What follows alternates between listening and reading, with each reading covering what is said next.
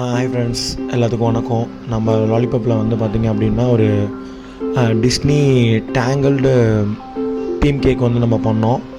கஸ்டமரே வந்து நம்ம ஸ்பாட்டுக்கு வந்து ஆர்டர் கொடுத்துட்டு போனாங்க.